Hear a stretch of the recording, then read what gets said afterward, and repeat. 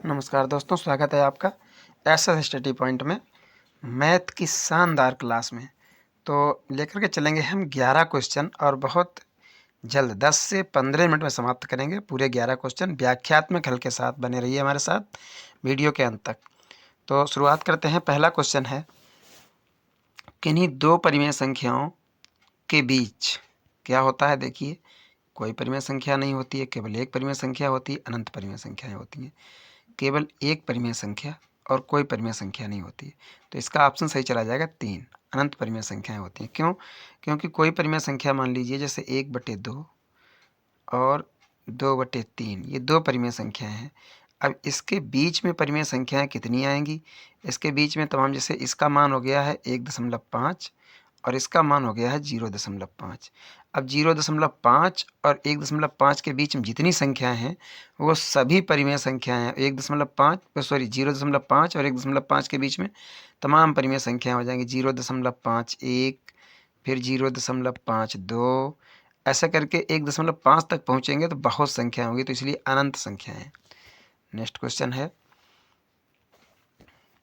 यदि 65 और 117 का मासा 65m है, 65m-117 के रूप में लिखा जा सकता है, तो m का मान ज्ञात कीजिए। वेरी आसान क्वेश्चन है। ये हमने लिख लिए 65 और इधर लिख लिए 117। दोनों का मासा निकाल लेंगे। 5 गुणे 13, इसका 3 गुणे 13, मासा 13 आ गया। वो संख्या मासा होती है जो दोनों में कॉमन होती है। अब 13 को हम जो है 117, ये 117 में जोड़ देंगे, तो 117 में अगर हम 13 को जोड़ देंगे तो ये हो जाएगा 130। ठीक है, 7 3 10, 2 2 1, 1 1 2 1 3, 130 हो गया। इस 130 को हम इस 65 ये रखे हैं, इनसे डिवाइड करेंगे। 65 एकड़ 65, 65 दूना 130। ऑप्शन नंबर 2 सही है। 2 आ रहा आंसर हमारा। नेक्स्ट क्वेश्चन है, एक परिमेय संख्या 5/19 व उसके योज्य प्रतिलोम के गुणनफल का गुणात्मक प्रतिलोम। देखिए, कई क्वेश्चन पूछ लिए। 5/19 का योज्य प्रतिलोम क्या होगा? योज्य प्रतिलोम में हमेशा चिन्ह बदल दिया जाता है, संख्या वही रहती है। हमने प्लस का यहाँ 5/19 था, -5/19 ले लिया। ठीक है, ओके। ये माइनस का 5/19 हो गया। इस माइनस को हम यहाँ लगाएंगे बीच में, ऊपर नहीं लगाएंगे। ठीक है, अब ये कह रहा है इसका गुणात्मक योज्य प्रतिलोम के गुणात्मक प्रतिलोम। अब गुणात्मक प्रतिलोम मतलब यहाँ गुणा लग जाएगा, तो गुणा का मतलब हो गया ये 25/19 का 19 हम करेंगे तो 361 आएगा 19 का माइनस के। ठीक है, तो इस तरीके से अब इसका कह रहा है गुणात्मक प्रतिलोम। गुणात्मक प्रतिलोम हमेशा उल्टा हो जाएगा, तो ये हो जाएगा -361/25। ये उल्टा हो गया, और नीचे की संख्या ऊपर, ऊपर की नीचे। गुणात्मक प्रतिलोम में अंश का हर कर दिया जाता है, हर का अंश। इस तरीके से जैसे 25/361 है, तो यहाँ पर 1 कर देंगे। 1/1/25/361, 361 ऊपर चला जाएगा, 25 नीचे आ जाएगा, वही हमारा ये आ गया। तो ये ऑप्शन हमारा जाएगा, ऑप्शन नंबर 1 सही जाएगा। नेक्स्ट क्वेश्चन है, अगर समझ में नहीं आ रहा है कोई क्वेश्चन तो कमेंट करके बताइए, हम उसको दोबारा समझाएंगे। 5.47 5.47 -4.53 गुणे 4.53 बट्टे 0.94। इसका पूछ रहा है सिंपलीकरण रूप। ठीक है, सरलीकृत मान पूछ रहा है। तो अब देखिए यहाँ पर वैसे तो इसका वर्गांतर लग जाएगा, a² और -b² वाला सूत्र। एक बार जोड़ देंगे, एक बार घटा देंगे, फिर 9.4 का भाग दे देंगे। लेकिन इससे भी सिंपल तरीका है कि ये संख्या जो है इन दोनों संख्याओं का अंतर है। अगर यहाँ संख्या इन दोनों संख्याओं का अंतर रखी होती है तो हम इन दोनों को जोड़ देते हैं, और यहाँ पर अगर इन दोनों का योग होता तो हम इन दोनों को घटा देते हैं, उल्टा कर देते हैं। तो जोड़ दीजिए भाई, 5.47 और 4.53, इनका योग आ रहा है ये 0 10 हो गया, ये 10 9 10 हो गया, और ये हो गया 5 4 9 1 10। तो ये 10 आ रहा आंसर हमारा, ऑप्शन नंबर 1 सही चला जाएगा। नेक्स्ट क्वेश्चन है 5वां, ए की मासिक आय, ये ही की जगह पे की कर लीजिए। ए की मासिक आय बी की मासिक आय से 20% अधिक है। बी की सी की आय का 30% है। तीनों की सम्मिलित आय 74,700 रुपये है। सी की आय बताइए। तो सी की आय पूछ रहा है तो हम यहाँ पर सी की आय मान लेते हैं 1। ठीक, 1 का मतलब 100 पैसा।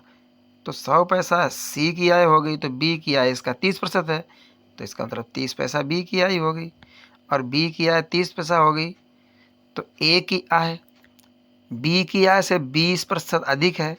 इस यानी 20% अधिक का मतलब 30 तो पहले ही थी, और 30 का 20% होता है 6, तो 36 हो गया। तो यहाँ हम रख लेंगे भाई, 10 पे 2 बढ़ेगा, 3 पे 6 बढ़ जाएगा, तो ये हो गया 36 पैसा। 0.36 और ये 0.30, ये 0.36, तो ये हो गया 1.66। अब इन 1.66 को हम यहाँ पर रख देंगे 1.66, 74,700। इतना पोर्शन याद रखिए, बाकी हम मिटाए दे रहे हैं। 74,700 बटे 1.66 यहाँ पर रख लीजिए। 74,700 बटे 1.66, दशमलव हटाया तो 2 जीरो और आगे बढ़ गई। अब इनका भाग दे दीजिए, इनको 2 से काटिए। 2 अट्ठे 16 और 2 तियाँ 6, 83 आ गया। इनको 2 से काटिए, देखिए 2 तियाँ 6, एक बचा यहाँ रखा 14 हो गया। 2 सत्ते 14, फिर उसके बाद में क्या बचा, एक बचा, नहीं ये 7 बचे, फिर 2 तियाँ 6, एक बचा 7 वाला, इस जीरो के पास रख दिया। 2 पंजे 10, 3 जीरो बचे, ये रख दिया हमने। ये हो गया हमारा 37, 35 और डबल जीरो, ये वाली संख्या बची है। अब इस संख्या में हम क्या करते हैं, कलर चेंज कर लेते हैं तो सही समझ में आ जाएगा। 83 का इसमें भाग देंगे, तो पहले हम 373 में 83 का भाग देंगे, तो 373 में जाएगा 5 बार। देखिए 5 का गुणा इस 83 में करेंगे तो ये आ जाएगा हमारा 373 ये है, तो ये आ जाएगा 5 तियो 15, नहीं 4 बार जाएगा, 5 बार ज़्यादा हो जाएगा। 4 तिया 12, ये 2 हो गए, और 4 अट्ठे 32 और 1 33। अब इसमें से हम घटाएंगे, 3 में से 2 गए 1, और 3 4 7 में से 3 गए 4, ये हमारे आ गए 41। 3 में से 3 गया 0, उतारा हमने लिया 5 का, ये हो गए 415। अब इसमें हम 5 का गुणा करेंगे, 5 तिया 15, 5 अट्ठे 40 और एक हासिल वाला 41। ऐसी स्थिति में यहाँ पर हमारा क्या आ रहा है, ये पूरे पूरे कट जाएंगे, 0 आ जाएगा। तो यहाँ पर हमने पहली बार 4 बार भाग दिया था, दूसरी बार 5 बार दिया था। अब ये 3 जीरो हमारे पास और बचे हैं शेष, ये वाले 3 जीरो, 1 2 3, यहाँ पर 3 जीरो थे, तो ये 3 जीरो और उठा के यहाँ रख लेंगे, तो ये हो गया 45,000। तो ये 45,000 हमारा ऑप्शन नंबर 2 सही जाएगा। नेक्स्ट क्वेश्चन है, यदि झील की लंबाई और चौड़ाई क्रमशः 40 मीटर और 10 मीटर हो, तो इसमें 1200 घन मीटर पानी है, तो झील की गहराई बताओ। अब 1200 घन मीटर पानी का मतलब ये इसका आयतन है। आयतन होता है, क्या होता है, आयतन बराबर होता है लंबाई गुणे चौड़ाई गुणे ऊंचाई। ऊंचाई का मतलब यहाँ आ जाएगा गहराई से। तो अब हमें गहराई पता करनी है, तो हम क्या करेंगे, आयतन दिया है तो लंबाई चौड़ाई इसमें भाग दे देंगे। इधर कर देंगे 10 गुणे 40, एक जीरो इधर एक जीरो इधर, ये कट गए तो 2 जीरो ऊपर वाले कट गए। अब ऊपर 12 बचे, नीचे 4 हो गए। 4 एकन 4, 4 तिया 12। 3 ऑप्शन कोई हमारा है, ऑप्शन नंबर 3 सही चला जाएगा। नेक्स्ट क्वेश्चन है, दी गई आकृति में यक्स और बाई के मान ज्ञात करो। दी गई आकृति में यक्स और बाई के मान क्रमशः हैं। तो देखिए यक्स बाई का मान क्या है, बाई का मान 80 हो जाएगा। कैसे 80 हो जाएगा बताएं आपको। जब भी ऐसी स्थिति हो जाए तो ये कोण इस कोण का विपरीत होता है, ये कोण आपस में बराबर होते हैं। ये कोण इस कोण का विपरीत होगा, ये कोण दोनों आपस में बराबर होते हैं। वही स्थिति यहाँ पे है। 80 वाला ये कोण है, इसका विपरीत ये वाला कोण है, तो ये भी 80 हो गया। अब ये दो कोण, त्रिभुज के तीनों कोण कितने होते हैं, त्रिभुज के तीनों कोणों का मान होता है 180 डिग्री। ये कोण और ये कोण तीनों अगर जोड़ेंगे तो 180 डिग्री आएगा। और हमारे यहाँ पे दो कोण दिए हुए हैं, एक 50 मिल गया, हमें दिया था 80 हमने ज्ञात कर लिया, तो 50 और 80 होते हैं 130। तो 2 कोण हम घटा देंगे, तीनों कोणों को योग से 2 कोण घटा देंगे तो तीसरा कोण अपने आप निकल आया 50। तो ये वाला कोण कितना हो गया 50। तो इसका मतलब ये 80 हो गया और ये 50 हो गया। मतलब ये वाला कोण हमारा 80 हो गया और ये वाला कोण कितना हो गया 50 हो गया।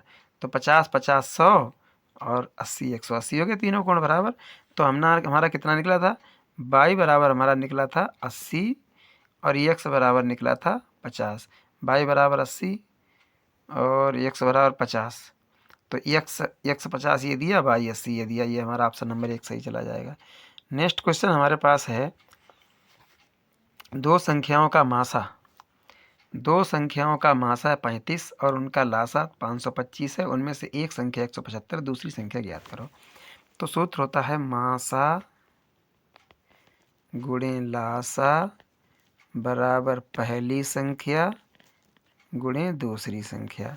तो हमें यहाँ मासा कितना, मासा की जगह पर हम रख लेंगे 35, लासा की जगह पर रख रहे हैं हम 525 और बटे पहली संख्या 175 बराबर में निकलेगी कट के, वो हो जाएगी दूसरी संख्या। ठीक है, तो काट दीजिए इसको 5 से। 5 तिया 15 और 5 25, 35 आ गए। इधर हमने काटा 5 एकन 5 और 2 में भाग जाएगा नहीं, 0। 5 5 25, तो ये 105 हमारा आ गया ये। और इस 35 से ये 35 कट गया तो 105 ऑप्शन हमारा बचा है सही। नेक्स्ट क्वेश्चन है, यदि कोई राशि 5% वार्षिक साधारण ब्याज की दर से 6 वर्षों में 2600 रुपये हो जाती है, राशि ज्ञात कीजिए। देखिए राशि ज्ञात कीजिए, तो माना राशि x है, राशि को हम क्या मान लेंगे, x राशि मान लेंगे। अब हो जाती है 2600, पहले x थी तो ब्याज कितना हुआ 2600 माइनस x, यही तो ब्याज हुआ। अब ब्याज का सूत्र क्या होता है, ब्याज सूत्र होता है समय, समय कितना है 6 वर्ष, समय गुणे दर, दर 5 है और गुणे मूलधन यहाँ पे x है बटे 100, ये ब्याज का सूत्र होता है। तो ये भी ब्याज है और ये भी ब्याज है, तो दोनों बराबर हो गए, इसलिए बराबर निशान लगा दिया। अब ये हमारा हो गया 2600, तो हम ऐसे ही उतार लेंगे 2600 माइनस x और इधर कर देंगे 5 छक्का 30 x बटे 100, एक 0 से 0 कट गई। तो ये 3, अब इन 10 का हम इधर गुणा कर देंगे, इन 10 का इधर गुणा करेंगे तो ये हो गए हमारे 26,000 माइनस 10x बराबर 3x।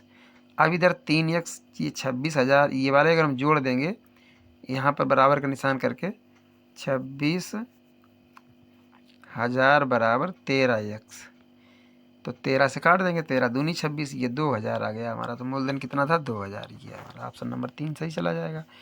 नेक्स्ट क्वेश्चन है 10 कि 10 मीटर प्रति सेकेंड को किलोमीटर प्रति घंटा में बदलिए। वेरी आसान तरीका है कि 10 लिख लिए यहाँ, और जब भी किलोमीटर प्रति घंटा में बदलते हैं तो 18/5 का गुणा करते हैं।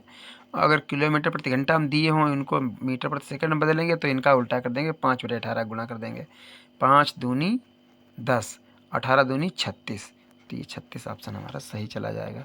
नेक्स्ट क्वेश्चन है, चित्र में कोण B बराबर 70 डिग्री, कोण C बराबर 60 डिग्री, कोण EBC का मध्य बिंदु है।